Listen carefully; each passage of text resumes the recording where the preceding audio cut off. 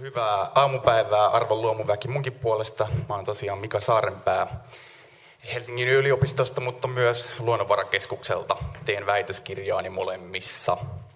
Ja aihe on varmaan aika erilainen, mitä te olette tottunut luomupäivillä kuulemaan, mutta sieltä tulee löytymään aika monia siltoja luomumaailmaan. Ja vaikka ette nyt ehkä saisi mitään semmoista suoraa käytännön sovellutusta tästä omaan arkeen tai työhön, niin toivottavasti ainakin opitte jotain uutta ja mielenkiintoista omasta immuunipuolustuksestanne. Tällä hetkellä mä tutkin tämmöisessä projektissa nimeltä PIVE, hyvinvointi- ja biodiversiteetti-interventioilla. Tässä kuvassa näkyy Helsingin kaupungin keskustasta löytyvä kasarmitori. Se on luokiteltu puistoalueeksi, mutta sitä se ei ole. Se on hyvin päällystetty, luonnoton alue. Siitä vierestä löytyy sitten arkkitehti- ja designmuseon sisäpiha, joka on huomattavan paljon vihreämpi ja luonnollisempi. Mutta ei se sitä ollut vielä pari vuotta sitten. Se näytti hyvin samalta kuin tuo kasarmitori. Yhdessä me maisema-arkkitehtien, savirakentajien, puutarharakentajien kanssa sitten luotiin tämmöinen erityinen biodiversiteettipuutarha sinne. Ja ajatuksena oli lisätä luonnon monimuotoisuutta mahdollisimman monella eri tasolla. Kasvillisuuden tasolla, hajottajien tasolla ja sitten mikrobien tasolla, joita mä tutkin. Mä haluan tässä projektissa tietää, että miten me luonnon monimuotoisuutta lisäämällä voidaan vaikuttaa meidän omaan terveyteen ja erityisesti immuunipuolustukseen. Miksi kaupungit? Miksi me tutkitaan niitä? Vuonna 2050 on arvioitu, että 70% kaikista maailman kansalaisista tulee asumaan kaupungeissa. Ja ne tulee olemaan suurempia kuin mitä Helsinki tällä hetkellä on. Ja jo nyt 1/5 kaikista länsimaiden asukkaista kärsii jonkinlaisesta immuunivälitteisestä sairaudesta. Näitä on autoimmuunisairaudet, allergiat, atopia, tyypin 1 diabetes, tulehdukselliset suolistosairaudet. Ei kovinkaan kauaa sitten, ei tarvitse mennä montaa sukupolvea taaksepäin, kun tämä oli se meidän arkiympäristö. Mutta sieltä me sitten lähdettiin aika vauhtia vaeltamaan kohti sitä rakennettua ympäristöä ja päällystämään alueita, tuhoamaan luonnollisia alueita samalla kun kaupungit laajeni. Meidän esi-isät, kun ne asuivat tämmöisissä ympäristöissä, niin nehän oli oikeastaan koko aika tiivissä yhteydessä siihen ympäröivään luontoon ja erityisesti siihen pieneen viljelysmaahan, joka niiden tiloilla oli. Ja samalla he oli yhteydessä siihen mikrobistoon siellä. Kun me sieltä sitten lähdettiin laukkaamaan kohti kaupunkia, niin immuunijärjestelmän häiriöt lisääntyi. Ja ne lisääntyy koko aika, mitä enemmän maailma kaupungistuu. Tutkimuksissa vihreä ympäristö on liitetty siihen, että riski näihin immuunijärjestelmän häiriöiden pienenee. Mutta ilmeisesti ei ole niin, että kaikki vihreä on saman arvosta, vaan nimenomaan viljelysmaat näyttää olevan ratkaisevassa asemassa. Meidän tutkimukset pohjautuu tämmöisiin niin kuin malliesimerkkeihin, jotka on tämmöisiä vertailevia tutkimuksia isoista ihmispopulaatioista. Yksi niistä tunnetuimmista on tämmöinen Yhdysvalloissa tehty vertailu, jossa tutkittiin kahta uskonlahkoa, amisseja ja hutteriitteja. Ja he on geneettisesti eli perimältään hyvin samanlainen ihmisryhmä, asuttaa hyvin samanlaisia maantieteellisiä alueita ja asuu tällaisissa tiiviissä maanviljelysyhteisöissä. He eroaa sitten näiden viljelystapojensa suhteen. Amissit on varmaan monelle tunnetumpi ryhmä. He on tunnettu erityisesti siitä, että he ei käytä oikeastaan mitään tämmöisiä moderneja viljelytapoja, etenkään koneita. Hutteriitit puolestaan sitten käyttää. Ja heillä myös tilakoot on huomattavan paljon isompia. Hutteriiteillä on myös 5 kertaa enemmän astmaa kuin amisseilla. Tätä alettiin miettimään, että mistä tämä johtuu, ja päädyttiin sitten näiden lahkojen perheiden kotien sisälle. Tutkittiin sieltä pölystöä ja sitä pölyn mikrobistoa. Ja havaittiin, että niissä amissikodeissa se pölyn mikrobisto on huomattavan paljon monimuotoisempi. vietiin molempiin koteihin sitten koehiiriä. No amissikodeissa niin hiiret sairastuivat huomattavan paljon vähemmän astmaan. Toinen iso malli esimerkki löytyy ihan täältä meiltä Karjalasta, Suomen Karjalasta ja Venäjän Karjalasta. En tiedä, onko joku teistä jopa kuullutkin tästä vertailusta. Jälleen kerran geneettisesti samanlaisia ihmisryhmiä, jotka asuttaa hyvin samanlaista maantieteellistä aluetta. Ainoa, joka erottaa ihmiset, on valtionraja. Venäjän puolella, no tätä tutkimustahan nyt ei tietty tällä hetkellä voida hirveästi jatkaa, mutta se on edelleen silti tärkeä esimerkki. Siellä ei niitä länsimaisia mukavuuksia ole niin paljon, ja se semmoinen niin kuin arkielämä pyörii vahvasti kotitarveviljelyn ympärillä. Ja pihoilla on paljon enemmän kasvustoa kuin mitä sitten Suomen Karjalan puolella. Siellä asutaan jo kaupungeissa. Tästä on vertailu muun muassa joensuulaisia, ja he asuu siellä niin kuin kerrostaloissa vesijohtoveden varassa. Venäjän Karjalan puolella vesi tulee edelleen todella moneen kotiin kaivon kautta. Venäjällä jälleen allergiat huomattavan paljon harvinaisempia. Meidän ryhmässä on sitten enemmän alettu käyttämään paikkatietomallinnosta.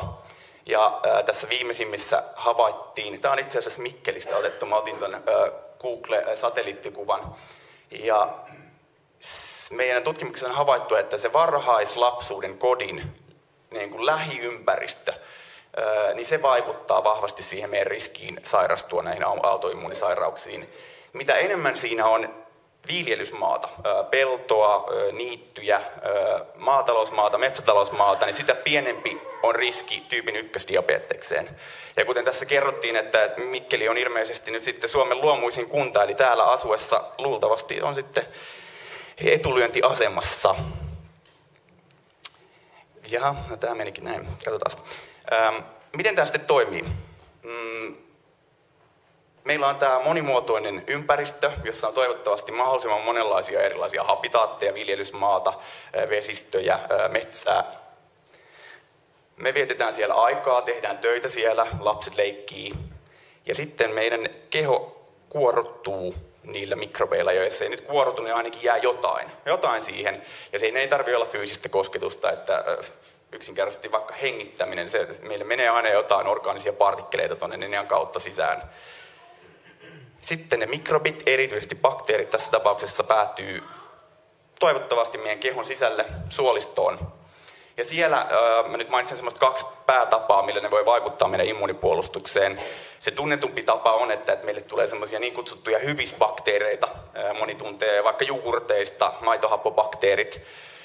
On semmoisia bakteereita, jotka sitten niin kuin jää asumaan sinne suolistoon ja tuottaa semmoisia aineenvaihduntatuotteita, jotka yksinkertaisesti parantaa meidän immunipuolustusta. Puturiittijät tuottavat on yksi sellainen tärkeä ryhmä. Mutta vielä tärkeämpi tapa on se, että kun sieltä luonnosta tulee mahdollisimman moninainen kattaus sitä mikrobistoa, niin meidän elimistö, erityisesti se immunipuolustus, niin se oppii tunnistamaan, mitä kaikkea siellä luonnossa voi olla. Eli se kerää tavallaan semmoista niin kuin tietokantaa siitä, että mitä siellä luonnossa on, mihin pitää reagoida. Ja mitä me sitten meidän tutkimuksissa nähdään ja toivotaan näkyvän on, että veressä tietyt tämmöiset niin kuin tulehdustasapainoa signaloivat markkerit sitten, niiden tasot muuttuu.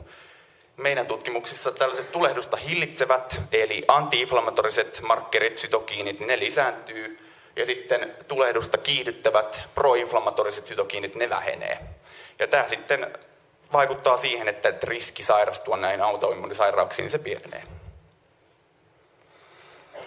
Nämä pohjautuu 2 hypoteesiin. Ensimmäinen niistä on hygieniahypoteesi, josta on puhuttu pitkään, mutta se vasta muotoiltiin 80-luvun loppupuolella. Ja silloin havaittiin, että pienissä perheissä asuvat lapset sairastuu niin kuin allergisiin sairauksiin, kuten vaikka niin kuin, heinänuhaan, paljon yleisemmin kuin sellaiset lapset, jotka asuu isoissa perheissä. Ja silloin ajateltiin, että se johtuu siitä, että isoissa perheissä nämä lapset saa infektiotauteja useammin, jotka sitten niin kuin koulii sitä immunipuolustusta.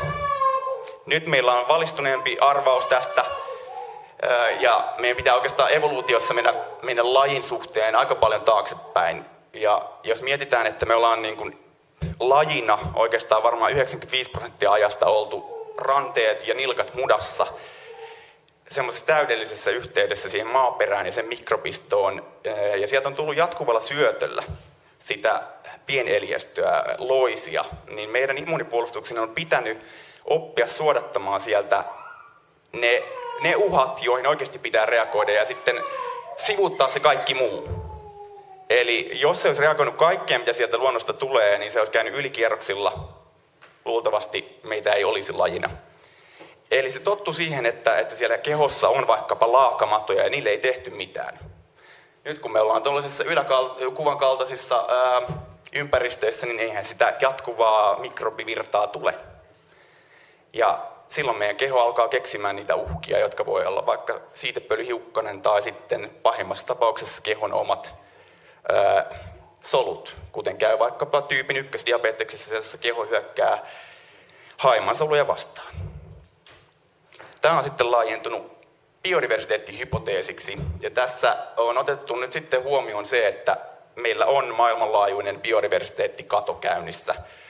Ja on havaittu, että mitä enemmän erityisesti tämmöiset tietyt luontotyypit, kuten vaikkapa perinnebiotoopit, josta ilmeisesti tullaan täälläkin puhumaan enemmän, niin mitä enemmän ne harvinaistuu meidän lähiympäristössä, sitä suurempi riski on meillä sairastua sitten näihin autoimmunisairauksiin ja muihin immuunijärjestelmän häiriöihin.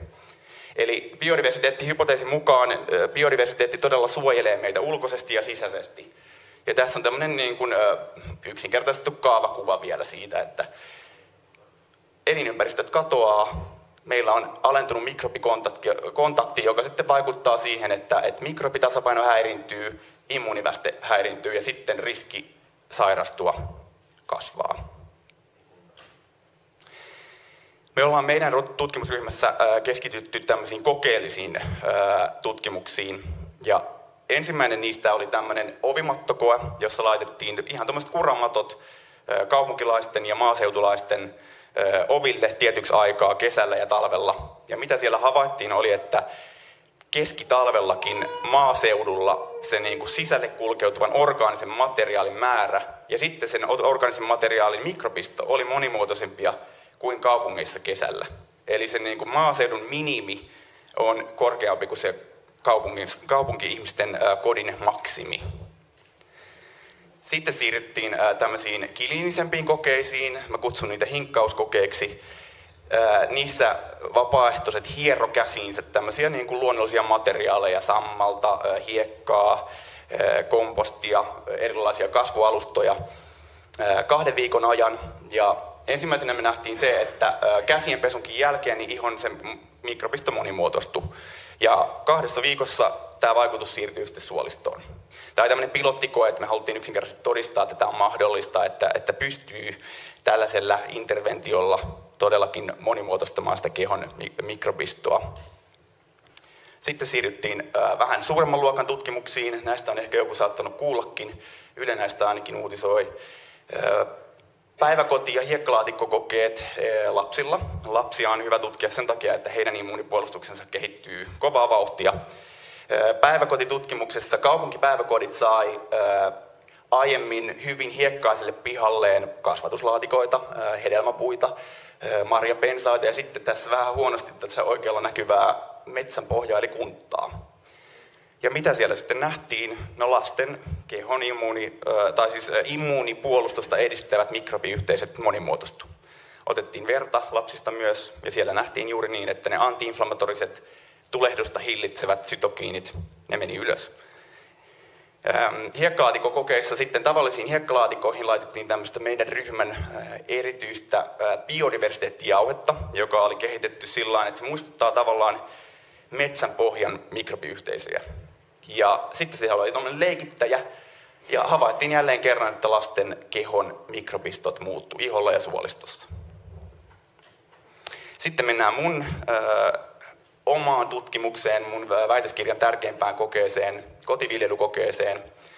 Kaupunkilaisille annettiin tuommoiset tavalliset parvekelaatikot ja sitten tuommoinen kasvatuskitti. Ja siellä oli valoa, koska tämä alkoi tosiaan tammikuussa ja kesti toukokuuhun, just silloin valitettavasti koronan aikaan.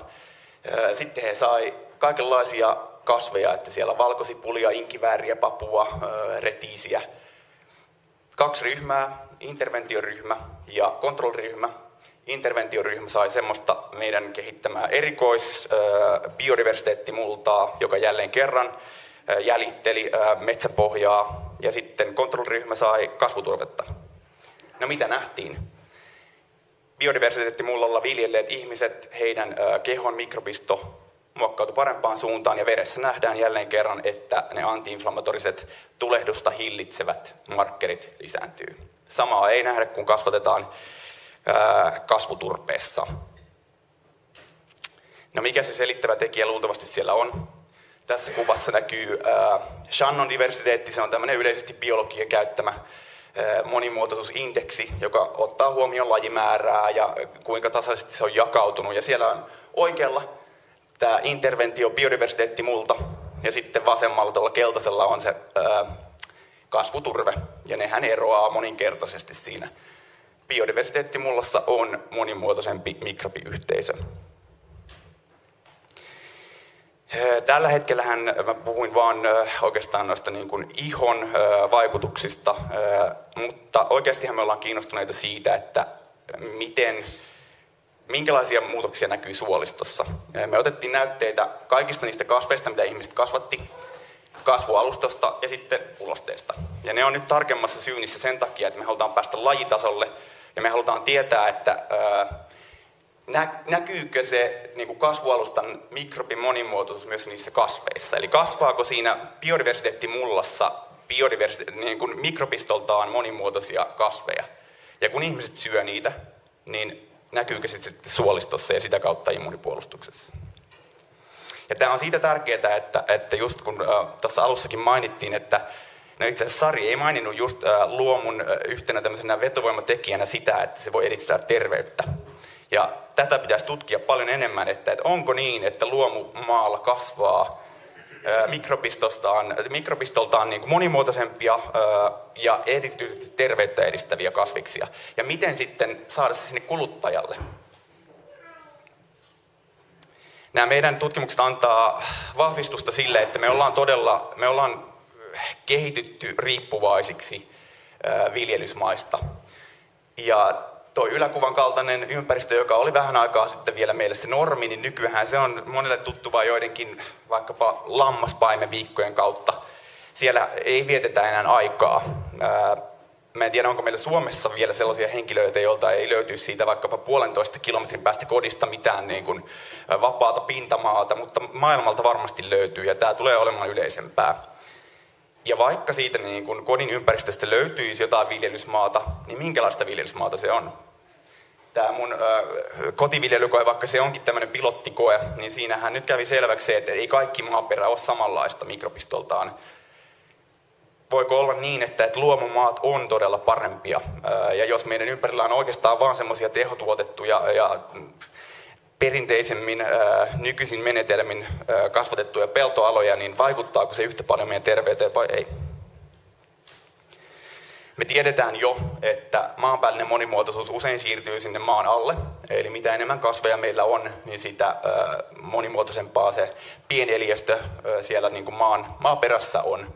Mä en tiedä, meneekö se toiseen suuntaan. Ehkä täällä joku sen tietää. Aivan samalla tavalla kuin me ollaan kuorrutettuja mikrobeilla, erityisesti bakteereilla, niin on kasvit. Oikeastaan kaikki elävät eliöt on. Et me käytetään tuollaista holobionttitermiä. Se tarkoittaa eliötä ja kaikkia muita eliöitä, jotka elää sen välittömässä läheisyydessä symbioosissa. Ja jos bakteerit suojelee meitä taudeilta, niin kyllä ne tekee sitä myös kasveilla. Ja tokihan ne tarjoaa, se on yksi tämmöinen esimerkki biodiversiteettipalveluista, mitä nämä mikrobi pystyy tarjoamaan. Sittenhän, no te tiedätte paremmin, että ne vaikuttaa vahvasti myös just ravinnetasapainoihin ja kosteuteen ja muuhun. Tutkimuksissa on havaittu, että vahvat kynnöt on maaperän mikrobiston kannalta huonompi kuin tämmöiset kevennetyt maanmuokkausmenetelmät, mutta jälleen kerran sitten semmoiset, missä ei käytetä mitään maanmuokkausmenetelmiä, niin ne ei ole yhtä hyviä kuin se, että kuitenkin kevyesti muokataan sitä. Ja sitten on niin, että luomumaat todella, niissä on monimuotoisempi mikrobiyhteisö kuin sitten tämmöisissä tehoviljelyissä aloissa. Ja tähänhän totta kai paljon vaikuttaa se, että mitä kasvinsuojeluaineita käytetään, mitä lannoitteita käytetään, orgaaninen lannoite aina parempi, ja sitten se kasvien monimuotoisuus siellä peltoaloilla.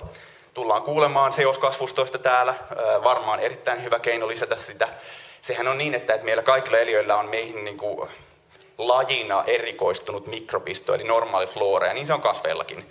Ja mitä enemmän siellä sitten niitä kasveja vaikka kierroissa on, niin sitä luultavimmin sinne sitten ympäytyy myös sinne maaperään mahdollisimman monimuotoinen joukko sitä mikrobistoa.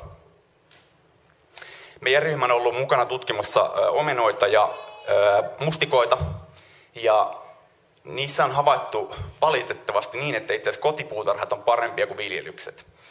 Kotipuutarhoissa niiden niin kuin marjojen ja hedelmien päällä oleva mikrobimonimuotoisuus on suurempaa kuin sitten viljelyksillä. Et siellä se on huomattavan paljon semmoista niin kuin monotonisempaa.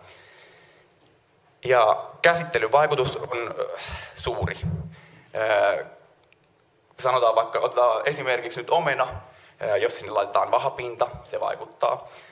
Varastointiaika, jos se on pitkä, se vaikuttaa. Jos kuljetusmatkat on pitkiä, ne vaikuttaa. Eli meidänhän olisi parasta saada se tuote mahdollisimman nopeasti sinne kuluttajan suuhun.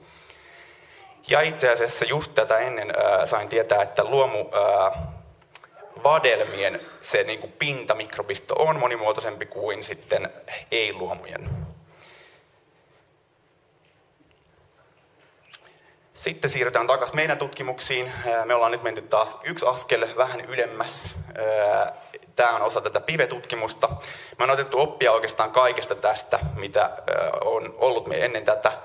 Ja nyt me viherrytetään kaupunkien keskustoja tällaisten puutarhojen avulla ja sitten kaupunkien keskustoista löytyviä asumisyksiköitä, vanhusten taloja, autismisäätiön yksiköitä.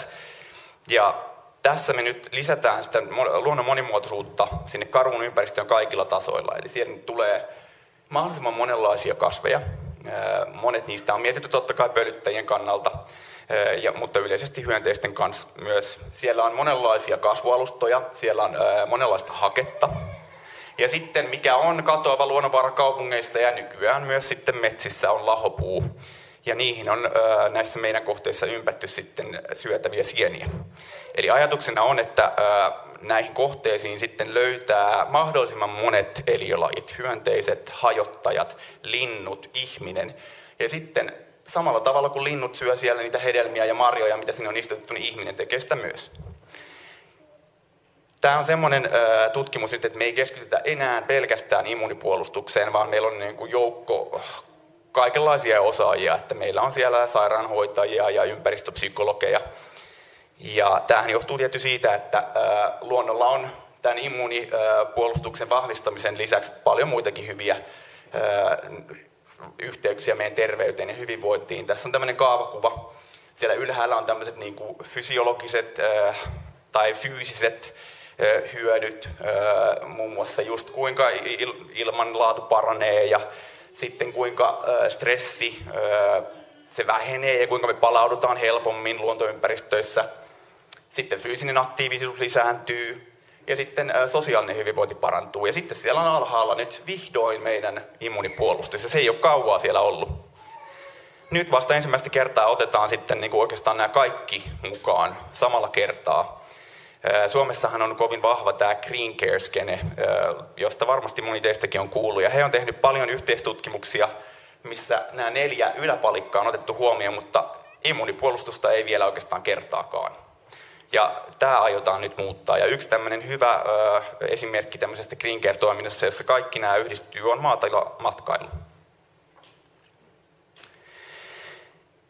Päätetään tämä kertaamalla vähän, että mitä ollaan opittu. Me ollaan evolutiivisesti todellakin riippuvaisia luonnosta, erityisesti maaperästä ja sen mikrobeista. Varhaislapsuudessa, kun me saadaan sitä niin kuin mikrobivirtaa, niin meidän immunipuolustus oppii erottamaan ne oikeat uhat itse keksimistään uhista. Se kodin ympäristö vaikuttaa. Ja mitä enemmän siinä on vihreätä ympäristöä, erityisesti viljelysmaata, sen parempi.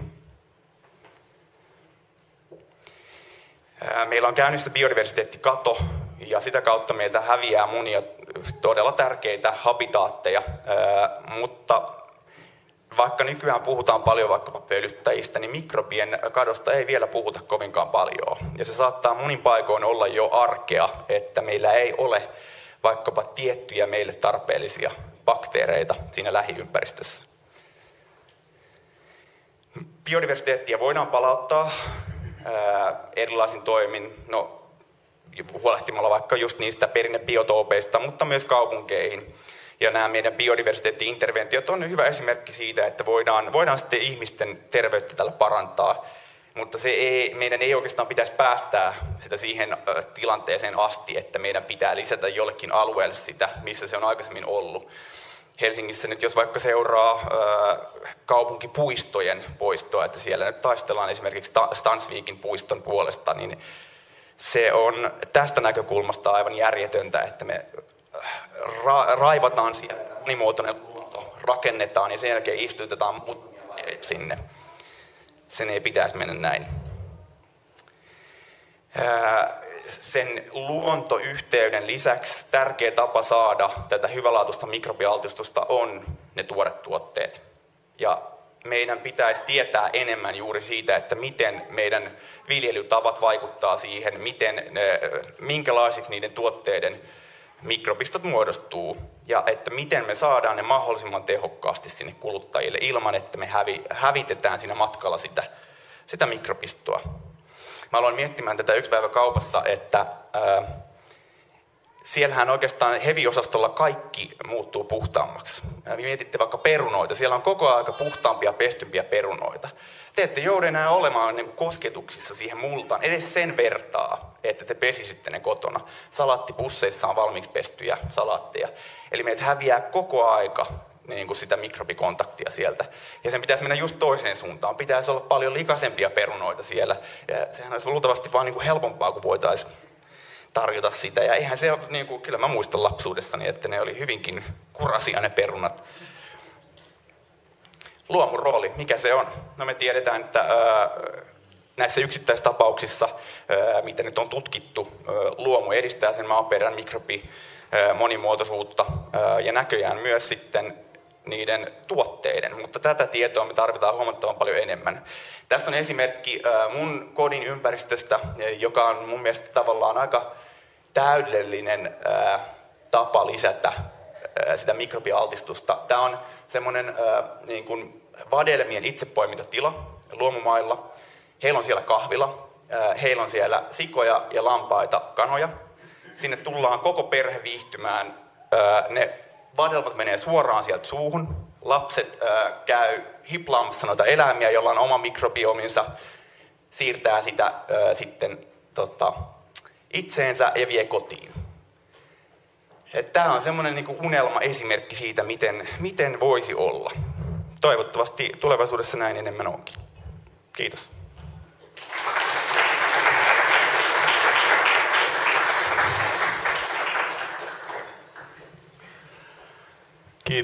Kiitos Mika. Nyt aletaan asioiden ympärillä tai keskellä. Kiitos valaisevista esimerkistä. Meillä on tässä muutama minuutti aikaa. Nyt voi antaa Mikalle kysymyksiä. No, aloitetaan sieltä sitten. Ensimmäinen siellä oli.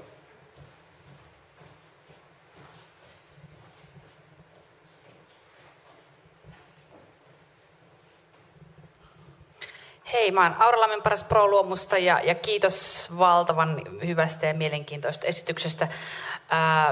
Paljon voisin kysyä, mutta en vie tätä koko loppuaikaa näihin kysymyksiin, mutta ja erityisesti kiinnostaa nyt se luomuvadelma, kun sä sanoit, että siinä oli niinku se luomuvadelmassa korkeampi tämä mikrobimonimuotoisuus, niin oliko tämä nyt jostain ihan tuoreesta tutkimuksesta Suomesta vai kansainvälinen? Vai... Kansainvälinen. Mä voin sitten tuossa, kun mulla on esillä tuossa kännykässä, mä voin itse asiassa laittaa ne tuohon.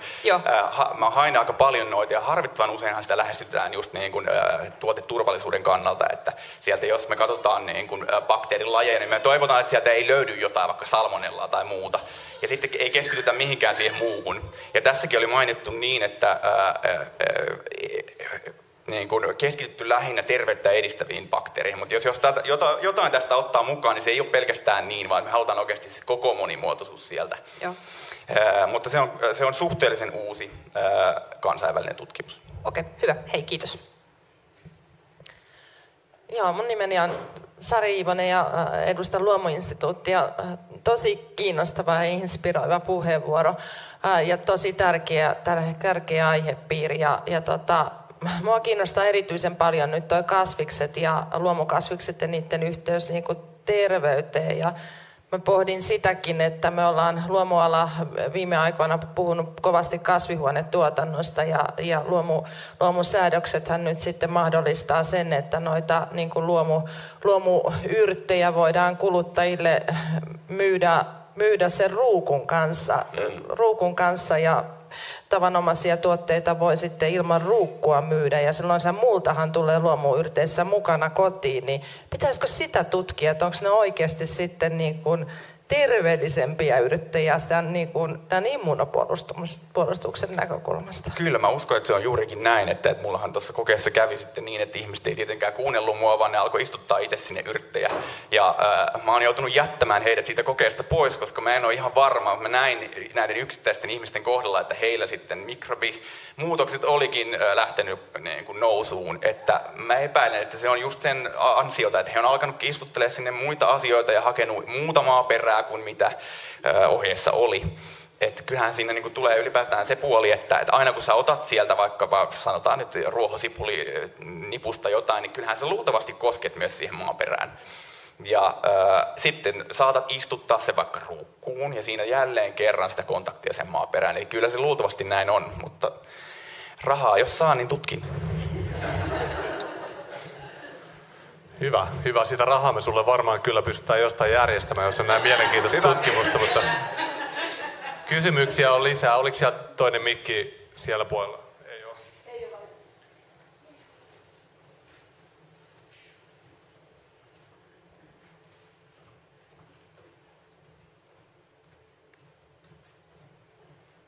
Ja sen itse asiassa tässä vielä lisään, että kun kierretään siellä, että sitten kun tutkittiin näitä mustikoita, niin havaittiin, että heti kun ne mustikat tuotiin pois sieltä metsäympäristöstä, niin niiden mikrobisto vähenee. Eli ne vaatii myös sen niin kuin muun ympäristön siinä, ja usein metsät on semmosia.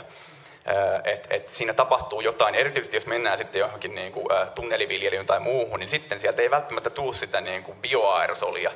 En tiedä miten vaikuttaa, mutta jos se vaikuttaa jo niin, että viedään se ihan siihen niin kuin metsän vieressä olevalle niin kuin viljelysmaalle ja se muuttuu, niin varmasti vaikuttaa se, että viedään ne sitten jonnekin muovitunneleihin. No niin, se oli siinä. Kiitos. Liisa Ojantakainen, Lumofarm Oy, luomuviljelijä. Olisin kysynyt tuosta, kun nykypäivänä nuorisolla on aika paljon noita mielenterveysongelmia, että onko pystytty vielä tutkimaan, että vaikuttaako nämä immuniteettiasiat jopa sinne asti. Ja kyllähän me tiedetään, että varmaan on sullekin juuri tuttu, että meidän aivot ja suoliston mikrobisto on yhteydessä. Eli siellä menee semmoisia niin kuin molekyylejä, mitä bakteerit tuottaa, jotka on sitten suoraan meidän aivojen viestintäaineita. Ja todella monet masennuslääkkeet hän toimii itse asiassa suolistomikrobien kautta, muokkaamalla sitä suolistomikrobistoa. Eli varmasti näin on, mutta sitten jos mietitään, että kyllähän siinä niin kun sit on ne kaikki muutkin luonnonterveysvaikutukset, jotka tulee mukaan. Eli sitten se olisi se kokonaispaketti, jos mentäisiin sellaisiin luontoympäristöihin, jossa ollaan monella tavalla mukana siinä, tai niin kuin yhteydessä siihen maaperään ja niin kuin kasvillisuuteen, niin kyllä ne kaikki varmaan siihen vaikuttaa. Mutta on hyvin vähän tutkittu. Mielenterveysongelmia on vaikeaa tutkia. Kyllä, koska tuntuu lisääntyvän nyt aika lailla. Toinen asia, että munkin lapsuudessa on näyttänyt tuolta, että ne sijat laiduntaa tulla vapaasti, mutta nyt kun kysyin sikayrittäjältä, että haluaisin ottaa näitä kotitarvesikoja siihen laitumeen, ja sanoi, että ei niitä saa ottaa sikaruttovaaran takia, että tuo ei ehkä ihan malliesimerkki tällä hetkellä ole. No itse asiassa mä asun sillä alueella Ruotsissa, jossa on se sikarutto juuri tällä hetkellä. Ja tuoko ok sun mielestä? Ja näyttää varmaan siltä, että nämä sijat ovat nyt sitten menneet sen mukana, valitettavasti.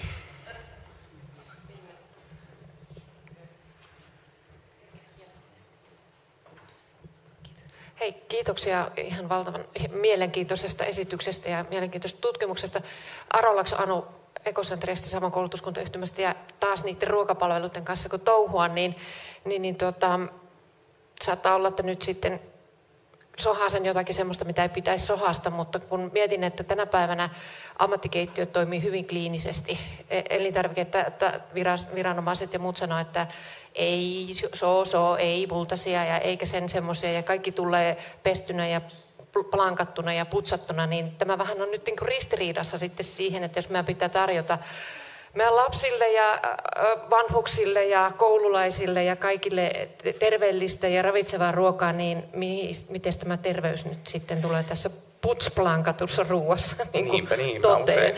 Mä taistelin THL:n kanssa aika usein näistä, että aina kun mä annan jotain niin kuin julkilausumaa, niin THL tulee sieltä, että että meillä on legionella ja se tappaa, mutta mä sanon, että samalla tavalla tappaa autoimmunisairaudet. Niistä me vaan niin kuin tiedetään tällä hetkellä vähemmän, mutta et kyllä ne niin kuin maailmanlaajuisessa mittakaavassa on isompi kuluerä. Et ne on jo EUn alueella tuottaa biljoonien niin kuin kulut joka vuosi.